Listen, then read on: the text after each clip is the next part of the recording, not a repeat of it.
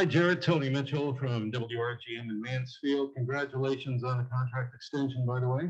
Thank you. Thank you.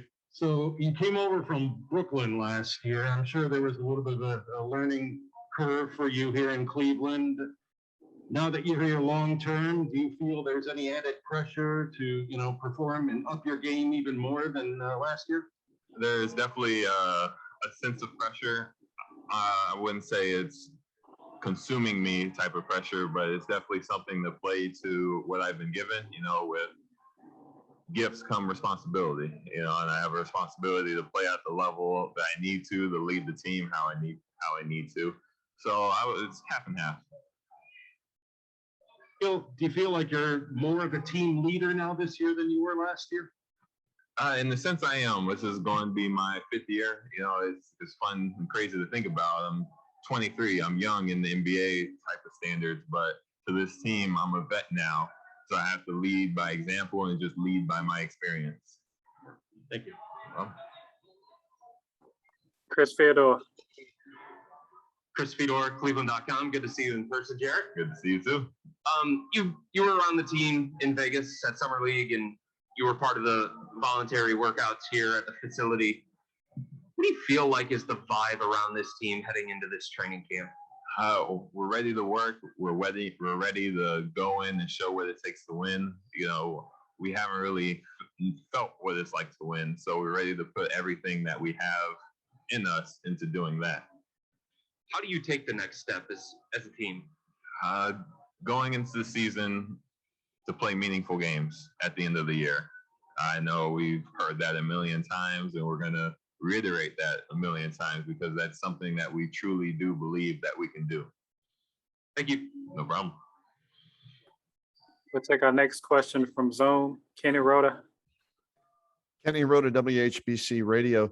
Jarrett, some guys are motivated by money. Others are motivated by stardom. Well, guess what? The money's out of the way for you now. You got a nice contract there.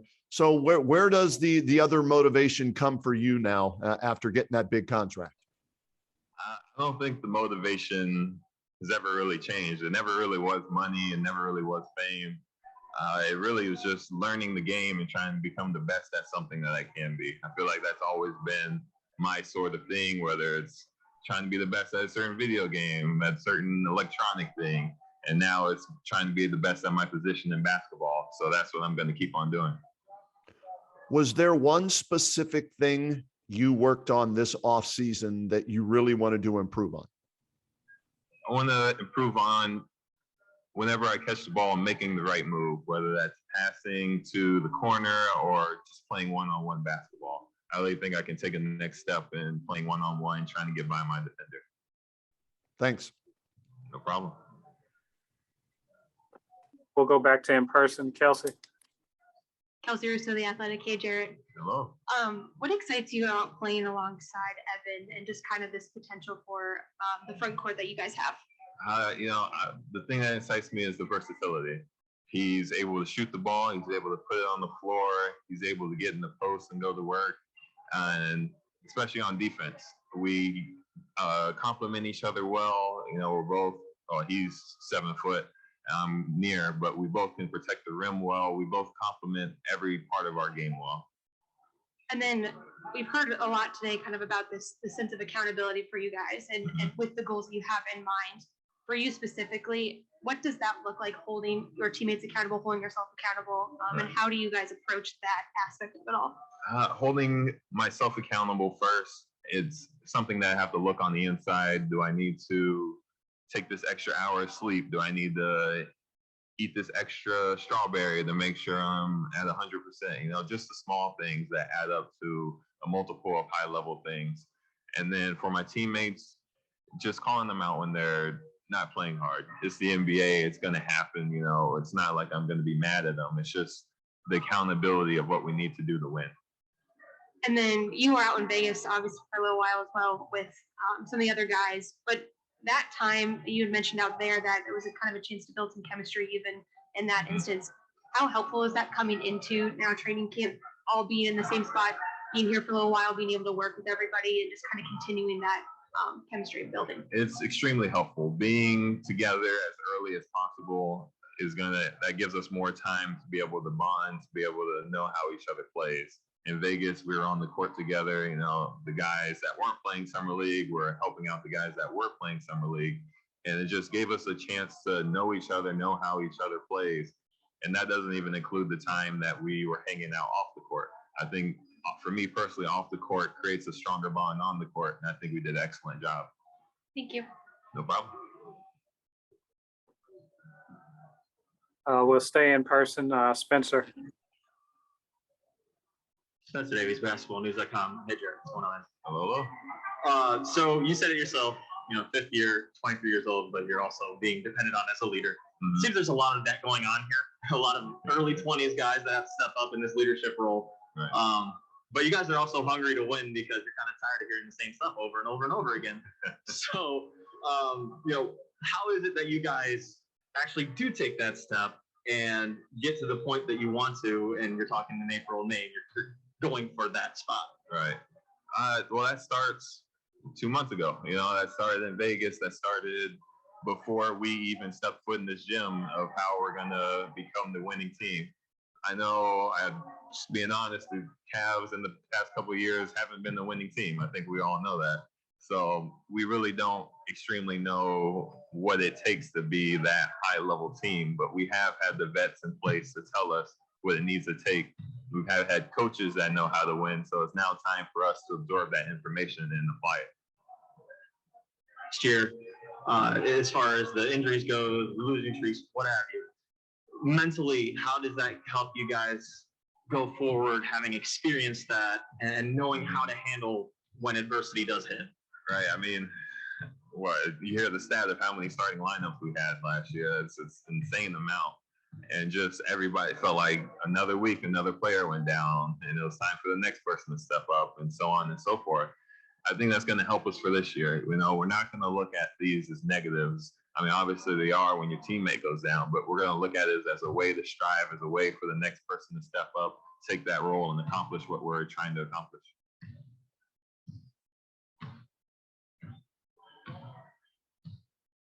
Looks like we're still in person. Chris Manning. Chris Manning from Uprock. Hey, Jarrett. Hello? I know different personnel and everything, but is there anything from that Nets team you were on a couple years ago that made that run with you and some of the other younger guys that you feel like you learned from that season that is maybe applicable to this group? It was, for that year, it was honestly one of my favorite years. We weren't looked as a team that were supposed to come in and make noise in the NBA.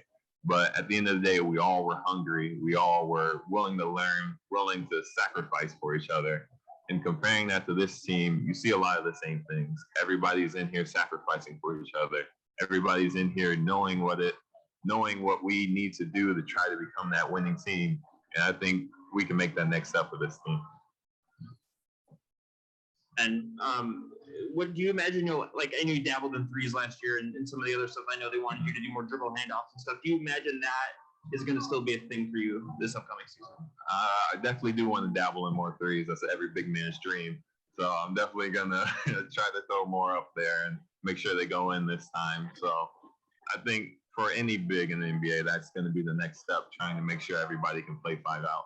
Do you notice has it clogged things up even more now in the time you've been in the league when you think that everyone on the floor can't shoot? Is it a thing you guys just feel and notice even more than you did a couple of years ago? Say it again. As far as teams not guarding, that maybe a guy is not going to shoot. Do you notice that teams are stacking off even more, trying to clog the paint even more when there is even one guy on the floor that's not going to shoot?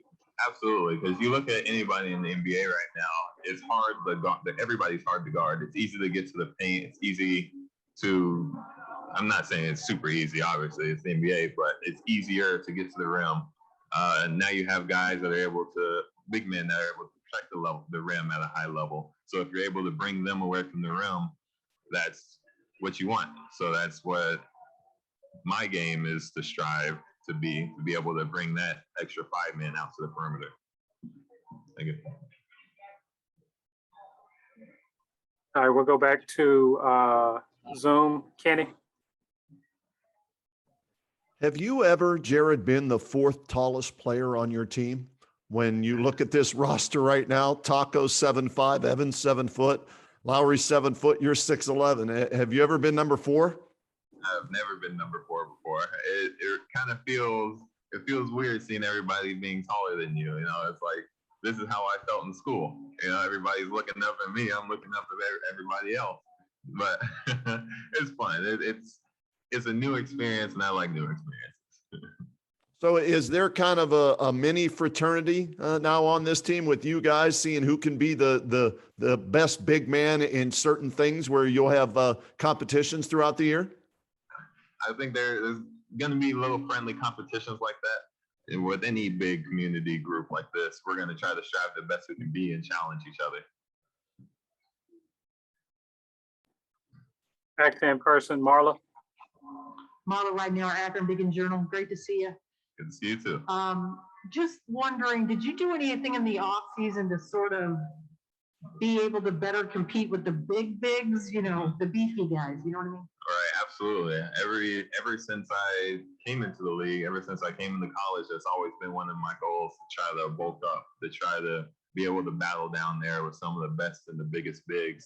So I made strides in the weight room, working with the strength and conditioning coach, the nutritionist, and just trying to become the best I can be down there. Some weight on? I did. Are you allowed to say how much?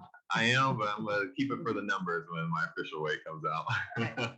And do you expect to see kind of a breakout year from Darius? I am. Looking at Darius, look at how he's played in our pickup games, looking at how he's matured as a person and a player. I expect a lot out of him this season.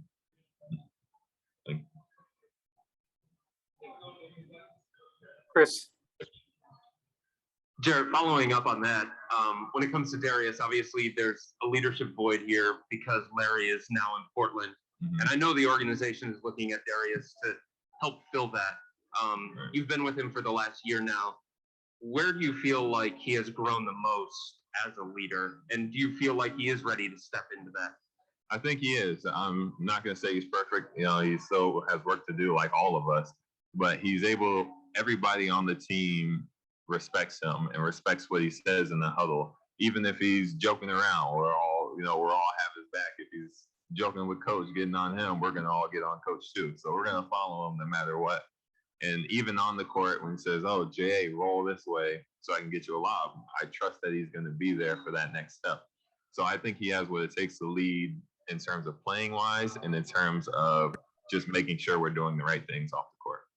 And then you mentioned it, for the last 3 years, I think you guys have a win total of 60, 22 wins last year. Outsiders aren't expecting a lot from this team. What do you see behind the scenes that maybe they don't see that makes you more confident in your guys' ability? Just the fire in everybody's eyes. I think that's something that's definitely what people don't see. The fire of everybody coming in 30 minutes early to practice, staying 30 minutes late, doing that extra rep in the weight room, eating that extra meal for the nutritionist. We're doing all these extra steps that people don't see just so we can surprise people. In any way, do you guys use that as fuel, motivation? We do. I think that's not our number one reason, but it's definitely a reason why we want to come out and show people that the Cavs are back. Thank you. No problem. Go with our last one from Zoom, Robert. Thank you. Hi, Jared. Hey. Yeah. Here, Robert Reyes from Planeta Caps, Spain. Nice to talk with you. My question is, you are probably the youngest roster of the NBA and could be the lineup with a few years of, if we could sum at all. Then, what we could expect with this team, this lineup, with Sexton, Garland, Okoro, you, and probably 4 that we don't know nowadays, but Mobley or Lord. What is the ceiling of this team this season? What could we expect? The thing, it's hard to put a ceiling on it for this year. You know, we're all young, we're all hungry, we're all ready to fight. We all have things to prove. We're all trying to find our way in this NBA. So we're all going to come out there. We're all going to play our hardest. We're all going to try to show these people that we're here to fight. We're just not going to be a Cavs team that is an off night for you.